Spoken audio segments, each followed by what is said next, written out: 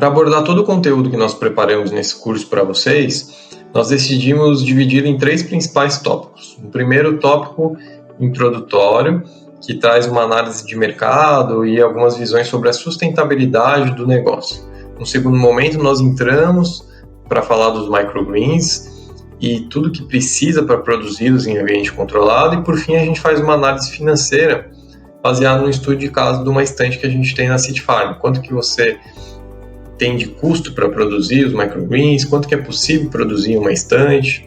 Então, vamos começar pela parte de introdução. Quando nós decidimos montar a Seed Farm, nós fizemos uma análise do mercado e esses foram os primeiros grandes números que nós nos deparamos. Então, no Brasil são produzidos mais de 60 milhões de toneladas de hortaliças todos os anos. E desse total, mais de 1.000 toneladas são para a produção de folhosas, com destaque para o alface, que representa quase 50% de tudo que é produzido. Quando a gente olha para São Paulo, que é o mercado no qual nós estamos inseridos, só como exemplo, São Paulo é responsável por 35% de todo o consumo dessa produção. E o chamado Cinturão Verde, que são esses municípios que estão aqui ao redor da cidade, são responsáveis por 40% de todo o abastecimento desse alimento para a cidade.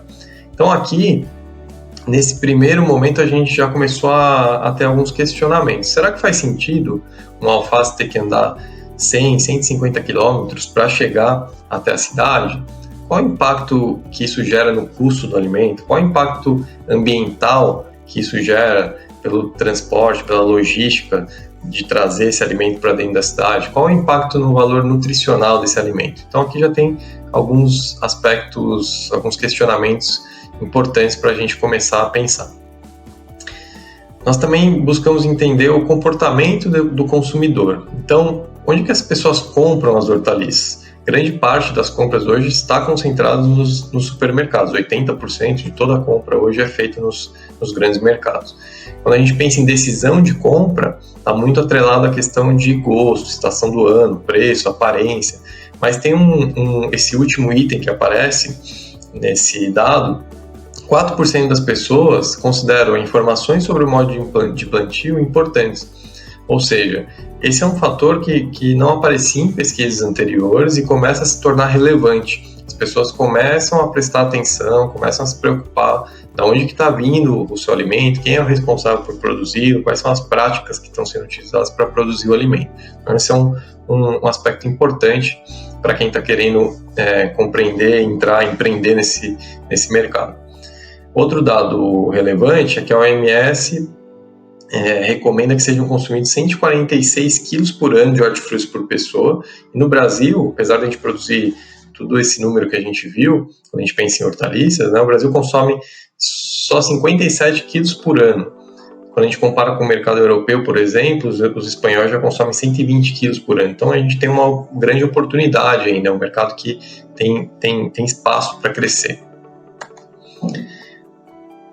Buscamos também trazer um pouquinho de tendências. Então, quais são as tendências? O que tem de tendência para o ramo da alimentação? E aí tem alguns termos aqui importantes. O primeiro deles é o conceito do Mindful Eating, que é uma tendência. Então, é o desafio do comer consciente, é você ter um alimento com qualidade, mas ao mesmo tempo pensar na sustentabilidade desse alimento. Como é que ele é produzido, quanto que ele gera de resíduo, de perda, de impacto ambiental. Então, esse é um aspecto que é uma forte tendência para os próximos anos. Alimentação à base de vegetal. Então, uma pesquisa recente no Brasil, 14% das pessoas declaram-se vegetarianas.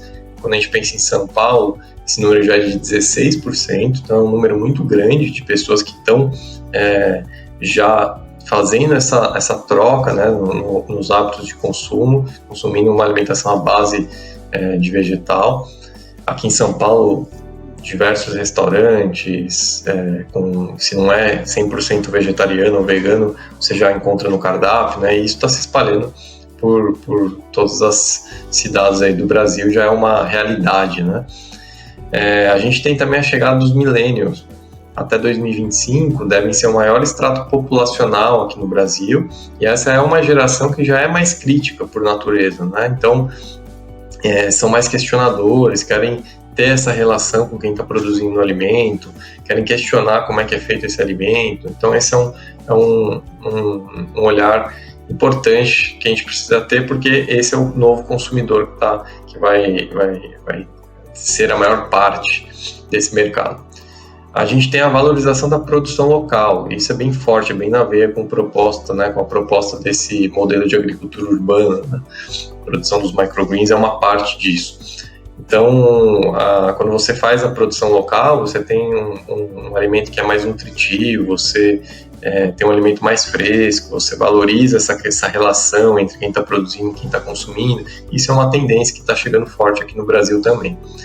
A questão da conveniência e praticidade, então, isso é algo que tem que estar em mente, quem está querendo empreender nesse setor, porque as pessoas têm um estilo de vida corrido, né, principalmente dentro das cidades. Então, é importante pensar como é que vai ser comercializado esse alimento, porque as pessoas pensam na praticidade. Isso foi até um dos fatores que nos fez pensar, chegar nessa prática da produção em ambiente controlado, porque você já tem um alimento que está pronto para o consumo, isso facilita também.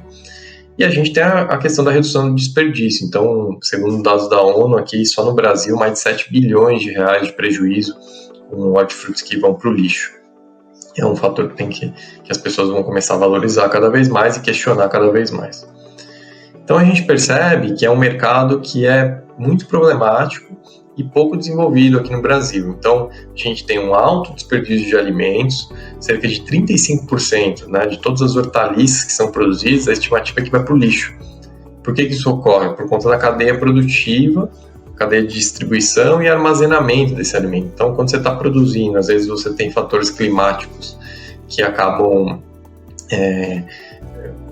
causando algum problema, né, nessa produção. Então, uma chuva muito forte, um sol muito intenso, você tem problema. Depois, quando você vai transportar, você acaba tendo perda nos caminhões. Depois, quando você vai armazenar esse alimento para distribuir nos centros de distribuições, como o Ceasa, por exemplo, você acaba tendo desperdício. Depois chega no mercado, mais desperdício na prateleira, e às vezes em casa a gente acaba jogando o alimento fora também. Então percebe que a cadeia inteira ela gera desperdício de alimentos.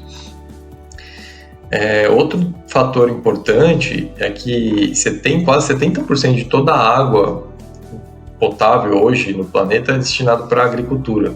E é muita coisa, né? A gente sabe que cerca de 1/4 da população mundial não tem nem acesso à água própria para consumir, e então a gente precisa repensar a forma como a gente está utilizando esse recurso hídrico.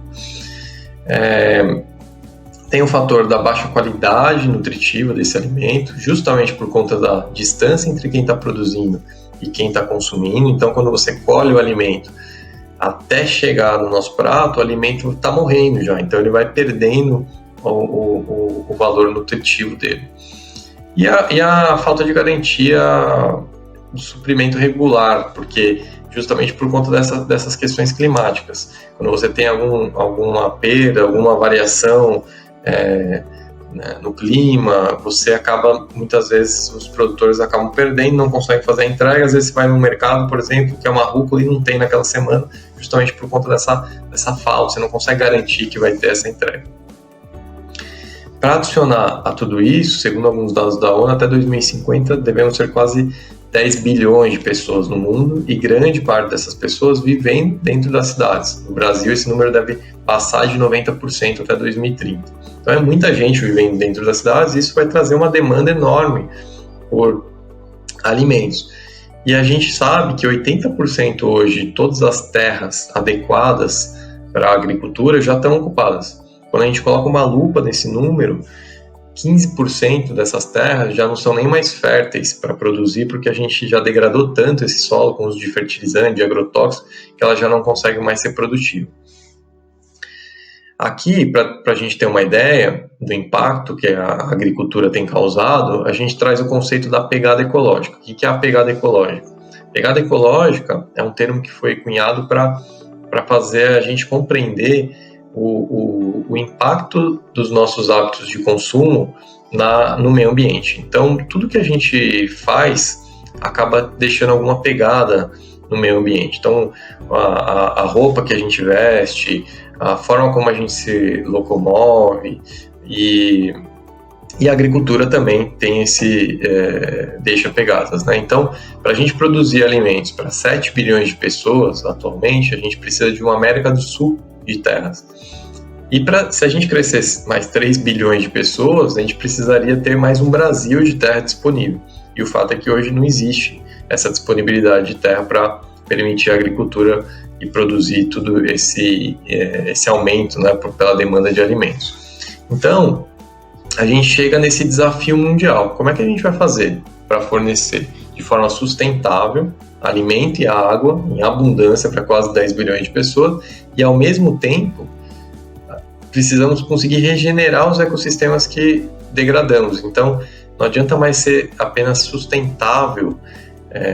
Nós já utilizamos tantos recursos, degradamos tanto a natureza que ela não consegue mais se regenerar sozinha se a gente não ajudar agora. Se a gente continuar com os mesmos hábitos de consumo, a gente vai precisar ajudá-la a acelerar essa regeneração.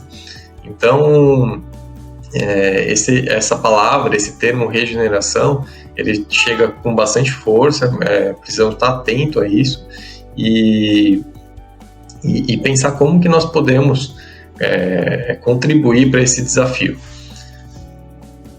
Aí a gente chega então no conceito das fazendas urbanas. As fazendas urbanas elas já são uma alternativa para a produção de alimentos. Então, esse exemplo aqui que a gente traz nesse slide, você tem aqui uma horta comunitária. Nesse caso aqui é um exemplo numa horta em Parelheiros, que é uma região periférica aqui de São Paulo.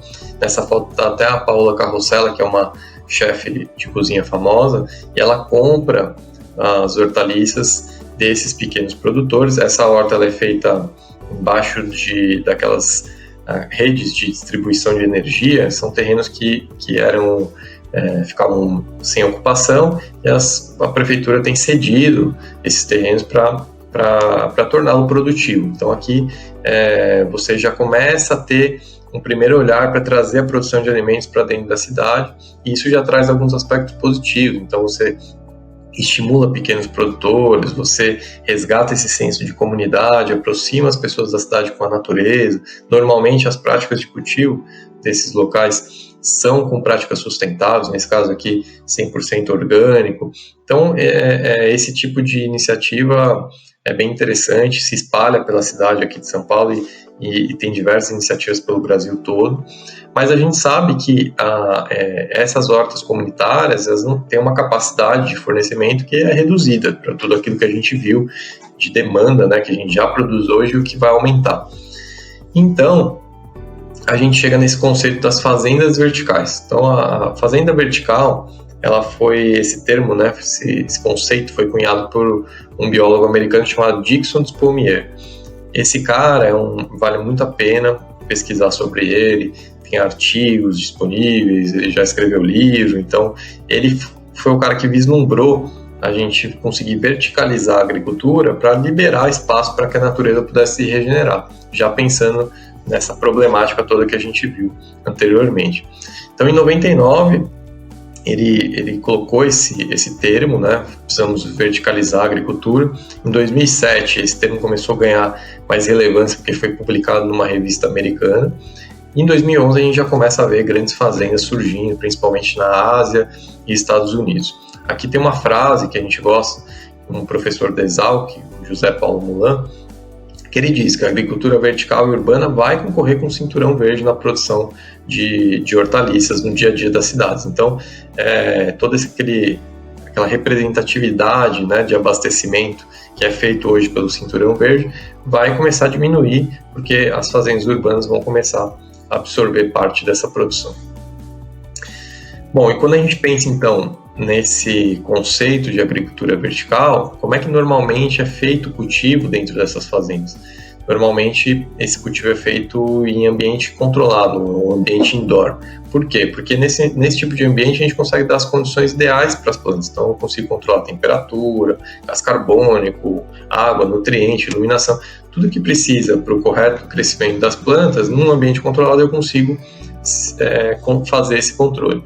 Quando a gente pensa, por exemplo, sobre o aspecto de iluminação, A ciência já entende, já compreende o que precisa para a planta realizar a fotossíntese. Então, eu consigo, quando a gente pensa no nosso tema aqui, que são os microgreens, a gente já sabe quais são os espectros, quanto de energia que a lâmpada precisa emitir em cada espectro para o estágio de crescimento vegetativo, que é o caso é o estágio dos microgreens, por exemplo.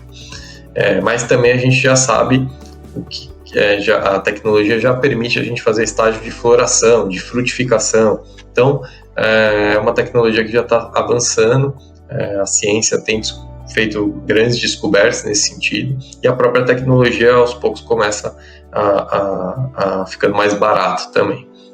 Quando a gente pensa sobre as técnicas de cultivo nesse ambiente, normalmente é utilizado hidroponia. Então, na hidroponia você não usa terra, você mistura os nutrientes, os minerais que as plantas precisam para se alimentar na água, e a água leva esses nutrientes para a raiz das plantas. E aí tem algumas variações, né? Então a gente tem o conceito de aeroponia, onde a raiz fica suspensa e aí através de aspersão leva os nutrientes, né, misturados na água para a raiz ou para o gotejamento, uma variação da hidroponia, ou a aquaponia, que você tem o mesmo conceito, só que os nutrientes vêm dos resíduos dos peixes, né? Então os resíduos já estão na água e aí você leva para a raiz das plantas para poder se alimentar desses minerais. Aqui alguns números interessantes. Então, quando a gente pensa nesse conceito de cultivo vertical, essa agricultura ela reduz muito o consumo de água. Então, a estimativa é que cerca de 95% de redução. Então, como a gente viu lá, um dos desafios que a gente vai ter no mundo, né, é como distribuir a água em abundância. A agricultura vertical já contribui para isso, porque a gente está fazendo um consumo mais consciente, mais responsável desse recurso que é tão importante para todo mundo. Então, por que isso ocorre, né? Porque a água fica em constante circulação ali, você não perde a água, a planta só consome o que ela precisa, e aí a água vai circulando no processo e você não tem perda. A estimativa também é que 1 hectare de produção vertical equivale a 10 de produção no cultivo tradicional. Esse é até um número conservador que a gente coloca aqui. Já tem fazendas dizendo que consegue fazer 100 vezes mais, por exemplo. Isso tudo vai depender do quanto você verticaliza o seu sistema. Então, você vai fazer, já tem gente utilizando prédios inteiros para produção. Então, aí você vai ter uma relação, uma proporção maior nessa produção. Até 2025, esse setor, né, deve movimentar mais de 9 bilhões de dólares, então é muito dinheiro que está sendo injetado para fazer esse movimento acontecer. E aqui também a gente traz alguns desafios que a gente enxerga para o Brasil. Então, no Brasil, temos um elevado custo de energia, quando compara com os Estados Unidos, por exemplo, é muito mais caro aqui o consumo, né, o valor do quilowatt-hora. Nós temos um investimento inicial muito elevado, principalmente por conta das LEDs, né, das lâmpadas que são utilizadas nesse ambiente. Hoje a gente tem dificuldade de encontrar aqui no Brasil essa tecnologia. Tem algumas iniciativas trazendo e montando as luminárias aqui, mas a LED, a produção é tudo fora, então você vai importar dependendo... Hoje, na gravação desse curso aqui, a gente está falando em 2021, taxa de câmbio está muito elevada, o real está muito desvalorizado, então mais tributos quando chega aqui no Brasil, mais frete, então fica um valor elevado. A tecnologia em si não é tão cara, mas por conta disso, né, de termos que importar, esse produto acaba ficando com um custo elevado. O conhecimento também é restrito, então parte inclusive da proposta desse curso é justamente disseminar, ajudar a promover esse setor, né, novo que vem surgindo de agricultura vertical, urbana, levar o conhecimento adiante, fazer com que a gente crie uma rede para fortalecer, inclusive iniciativas pequenas. A nossa iniciativa, né, é uma produção em pequena escala. Quando nós começamos a pesquisar para montar esse ambiente controlado, tivemos muita dificuldade de encontrar informações aqui no Brasil. Nós fomos em lugares referência em agricultura e ninguém estava fazendo, então nós fomos uns pioneiros a começar a fazer aqui, mas precisamos buscar conhecimento fora.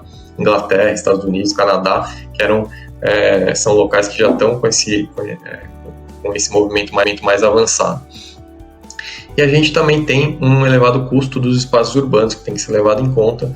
Então, quando você traz essa produção para dentro da cidade, você vai ter que alugar um espaço, e o espaço normalmente dentro da cidade é muito mais elevado, né, o aluguel, do que quando você está num espaço rural. Aqui trazemos alguns exemplos do que está acontecendo pelo mundo. Então, esse aqui é um exemplo da Aeronox, que é uma empresa do Vale do Silício, tem uma produção totalmente automatizada. Então, aqui tem robôs que já têm sensores, esses sensores já sabem o estágio, a etapa em que a planta está, leva para outra esteira, ou seja, o processo todo robotizado, talvez seja o estado da arte aqui desse movimento. Não sei nem se a conta fecha aqui para fazer esse tipo de produção, mas enfim, é um movimento todo automatizado, né? Um investimento muito grande para fazer um processo como esse, mas é para ter uma ideia de como o mercado está se movimentando, né? Como deve ser o futuro desse tipo de produção. Trazemos aqui também a Plant, que é uma empresa de São Francisco. Eles têm uma fazenda em Seattle de mais de 9 mil metros quadrados e eles pretendem abrir mais de 300 fazendas na China. Então, em 2017, receberam aporte de mais de 220 milhões de dólares e foi uma rodada que foi liderada pelo SoftBank. O SoftBank é um banco de investimentos que investe só em empresas disruptivas. Então, empresas que vão quebrar paradigmas, por exemplo, Uber, Airbnb, que vão transformar o setor. Então, eles acreditam muito nessa parte da agricultura vertical para fazer essa transformação no setor de agricultura.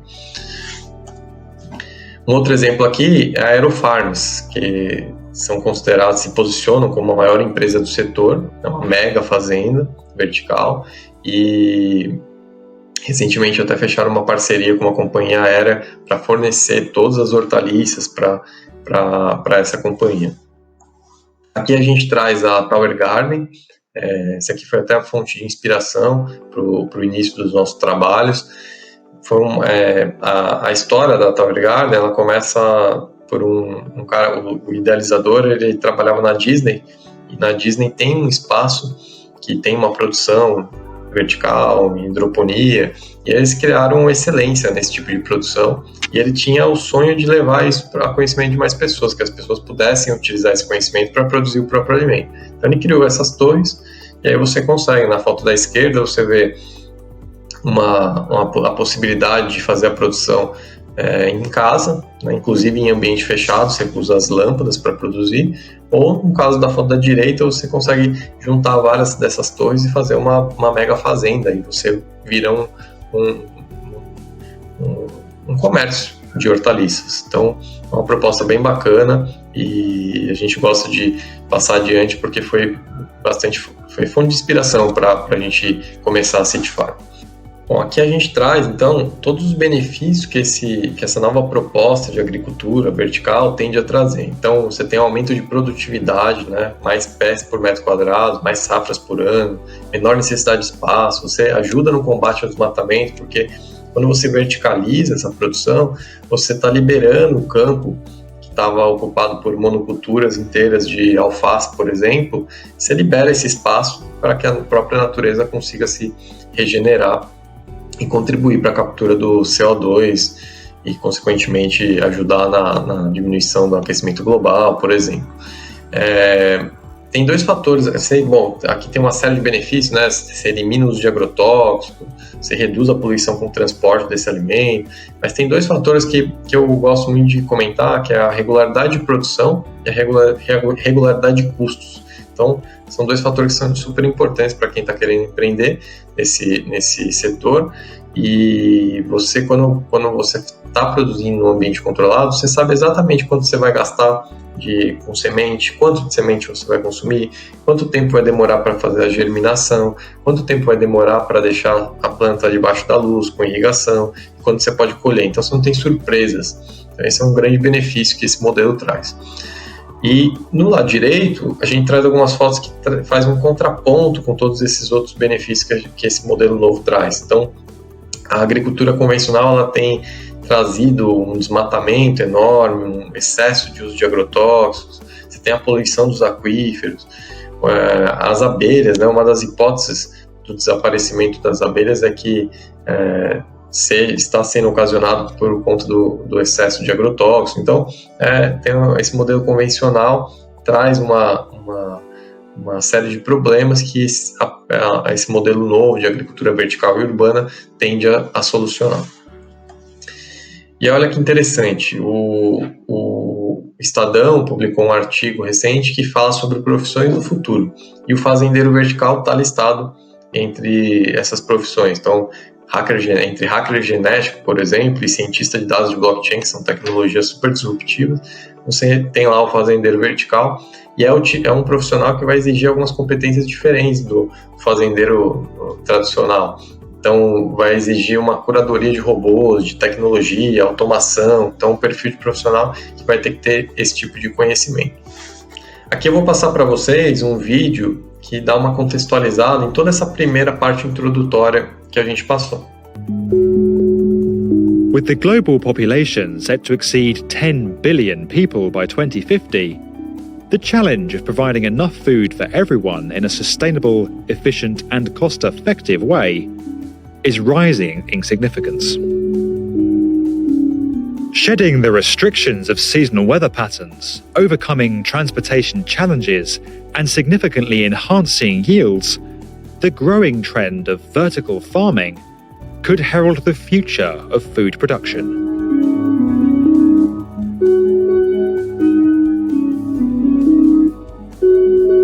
For thousands of years, human populations have farmed the land for food. But with a sharp rise in the number of people on our planet over recent centuries, as a result of the Industrial Revolution, increased living standards, and falling mortality rates, the pressure on traditional farming has continually increased. While modern techniques have enabled enhanced production rates, more than 11% of the world's total land area is now used for crop production, creating environmental challenges that range from habitat clearing to soil degradation and placing immense pressure on our planet's resources.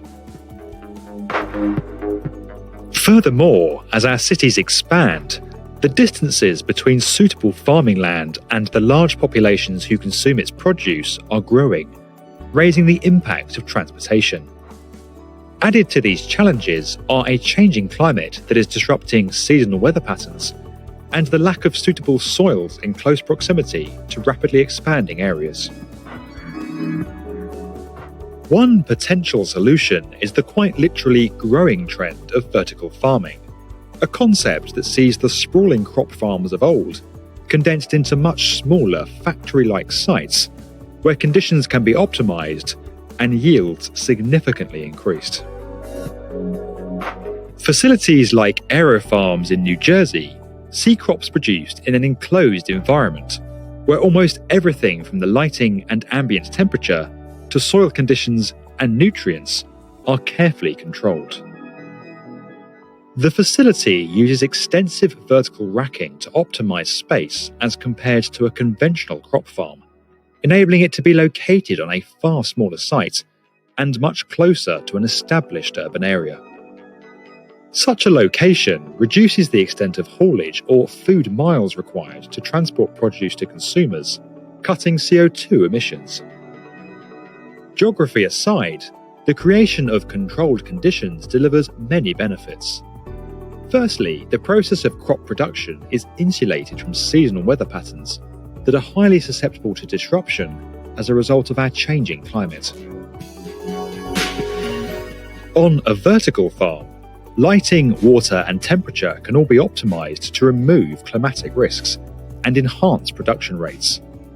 As a result, sites like Mirai's facility near Tokyo, the world's largest city, are able to generate yields that are 50 to 100 times greater than that of a traditional crop farm.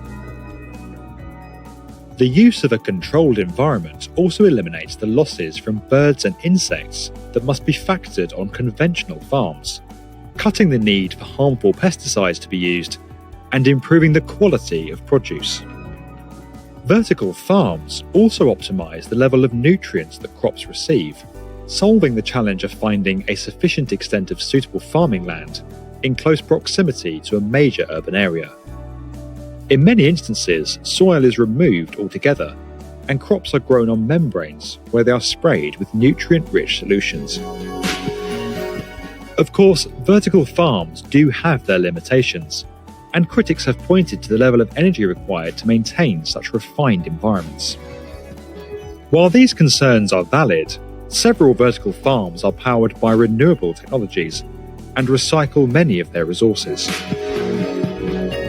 The use of energy-efficient LED lighting reduces power consumption, while the blue and red shades of light are even more economical to run. The optimized crop production process also allows vertical farmers to reduce the amount of water used, and many vertical farms are served by rainwater harvesting systems. Some even collect and recycle the water that condenses within the controlled environment itself. This closed-cycle approach has the added benefit of preventing nutrients and fertilizers from damaging land or being washed into rivers and streams. Though the cost and availability of land for vertical farms in urban areas can prove challenging, many facilities are finding home in repurposed shipping containers, former factories, and disused warehouses. Grander schemes like this proposal by Studio NAB could even see the vertical farming concept broadened to include the production of fish and honey, while reconnecting consumers with the food production process and establishing sustainable jobs for the surrounding community. While the vertical concept still represents a small part of the global food production industry, the benefits it offers to our ever-expanding population could come to tilt the farming landscape by 90 degrees. Bom, como nós estamos falando de um movimento novo de trazer a agricultura para dentro da cidade, utilizando tecnologia, nós consideramos importante passar adiante também alguns aspectos de sustentabilidade. Então, quando nós decidimos montar a City Farm, nós queríamos fazer algo diferente, não fazer apenas um negócio. Então, o que a gente podia fazer para tentar ser um negócio sustentável de fato? Então, o que nós entendemos, compreendemos no momento era que talvez a própria observação da natureza nos trouxesse a resposta. E aí nós chegamos no conceito da economia circular. O que é a economia circular? É uma alternativa que busca você redefinir o crescimento de uma empresa com foco que traga benefício para toda a sociedade, não só para a empresa. Então, quais foram as práticas que nós decidimos adotar dentro da City Farm para conseguir seguir esse modelo de economia circular? Então, desde do próprio conceito da agricultura vertical, onde você já tem recirculação de água, você otimiza espaço, mas também no reaproveitamento de materiais. Então, nós optamos por utilizar a fibra de coco como substrato, por exemplo. Então, um material que você está dando uma nova vida, coco que ia para o aterro sanitário, você acaba pegando essa matéria orgânica e dando uma nova funcionalidade para esse recurso. Nós também utilizamos embalagem que é biodegradável, então quando a gente não consegue fugir do plástico, a gente pensa sempre nessa alternativa, em algo que, porque não tem saída, né? Tudo que a gente produz vai ficar no mundo aqui, vai ficar no planeta, então como é que a gente tenta pensar nos nossos produtos para que não cause nenhum impacto? Então nós conseguimos achar uma tecnologia que torna o plástico 100% biodegradável, sem trazer micropartículas, né, que podem poluir os aquíferos, por exemplo. As nossas sementes a gente utiliza sem tratamento químico, não transgênico. Os fornecedores que nós nos relacionamos, a gente busca sempre compreender, não é fácil, mas é importante tentar sempre, né, buscar entender quem são esses fornecedores. Nós estamos nos relacionando com algum tipo de fornecedor que pode estar causando algum impacto, nós estamos contribuindo para isso. Então, esses são alguns aspectos importantes para quando a gente está montando um negócio sustentável. E aí, Então, eu vou mostrar um vídeo que fala justamente sobre esse conceito da economia circular. 2 billion years. Living systems have been around for a few billion years and will be around for many more. In the living world, there's no landfill. Instead, materials flow. One species' waste is another's food, energy is provided by the sun, things grow, then die, and nutrients return to the soil safely. And it works. Yet as humans, we've adopted a linear approach. We take, we make, and we dispose. A new phone comes out, so we ditch the old one. Our washing machine packs up, so we buy another. Each time we do this, we're eating into a finite supply of resources and often producing toxic waste. It simply can't work long term. So what can? If we accept that the living world's cyclical model works, can we change our way of thinking so that we too operate a circular economy? Let's start with the biological cycle. How can our waste build capital rather than reduce it?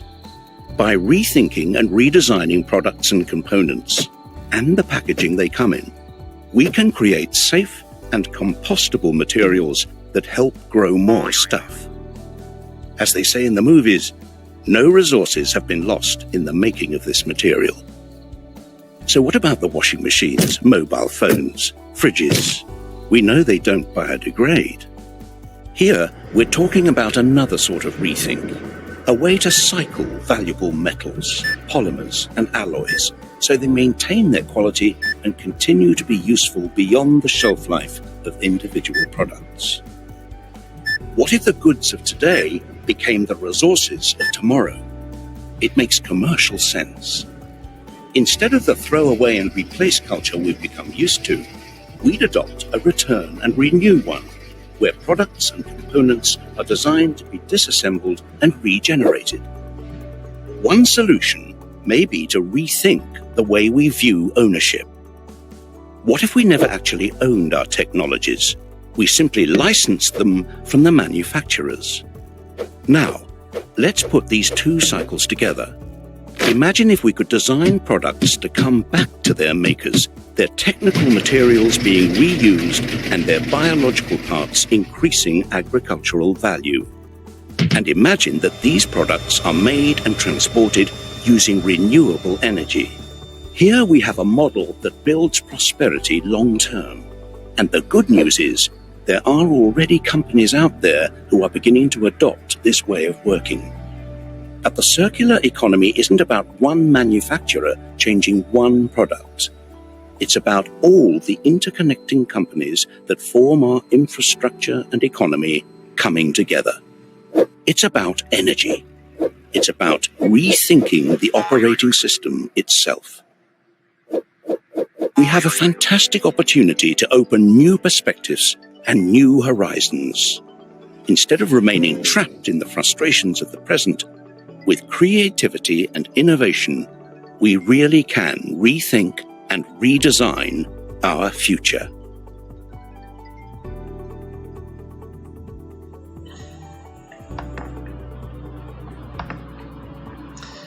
Então aqui é importante nós pensarmos que, apesar do uso de tecnologia, da gente estar trazendo inovação para a agricultura, trazendo soluções diferentes do que a gente vinha fazendo, eu gosto sempre de dizer que é importante nós termos humildade de compreender que a natureza é a tecnologia mais avançada que existe.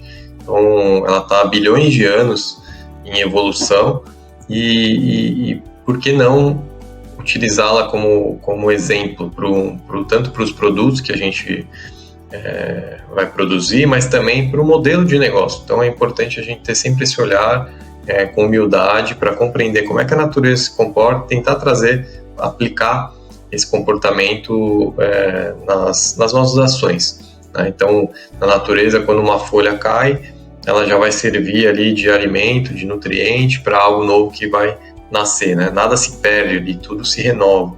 Então, como pensar produtos para que você não tenha perdas, para que você consiga imaginar qual que vai ser o impacto futuro e evitar isso. Então é importante para que a gente, já que estamos empreendendo num modelo que visa transformar o convencional, a gente evitar problemas novos no futuro. Outro aspecto, ainda pensando sobre a sustentabilidade, que nós fazemos questão de passar adiante, são os ODS. Os ODS são os Objetivos de Desenvolvimento Sustentável. Então, o que é isso? Em 2015, alguns líderes mundiais se reuniram na ONU e decidiram formatar 17 objetivos que, se fossem seguidos, cumpridos pela humanidade, né, uma agenda que até 2030, se a gente conseguir cumprir esses objetivos, a gente pode causar um impacto positivo, evitando poupando, né, gerações futuras de problemas com aquecimento global e também contribuir para a erradicação da pobreza.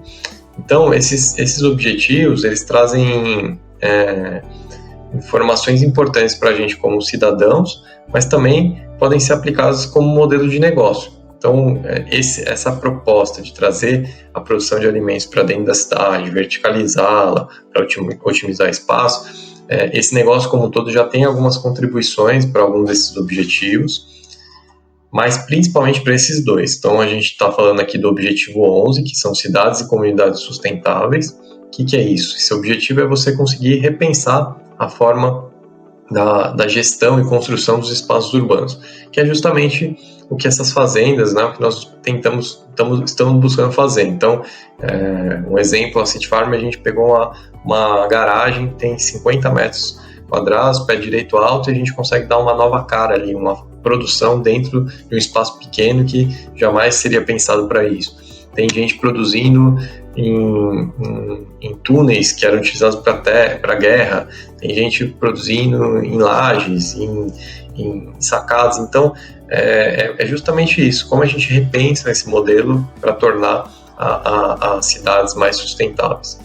E o 12, que é o consumo e produção responsável. Esse é bem na veia mesmo, né? A gente repensar como que a gente está produzindo, no nosso caso aqui, o alimento, trazendo para mais perto das pessoas, você tem um alimento mais nutritivo, você está otimizando recursos. Então, esses dois objetivos estão muito atrelados a essa proposta de agricultura urbana, que está muito relacionada com a produção dos microgreens. Então, passando aqui um pouquinho sobre esses aspectos de sustentabilidade, nós passamos por toda essa primeira parte introdutória, desde o aspecto de observar números, estatísticas, comportamento do consumidor, mas também compreendendo o que o setor atual tem causado, por que é importante trazer essa transformação e como podemos fazer de forma diferente, utilizando práticas sustentáveis. Então, nós terminamos essa primeira parte abordando todos esses aspectos.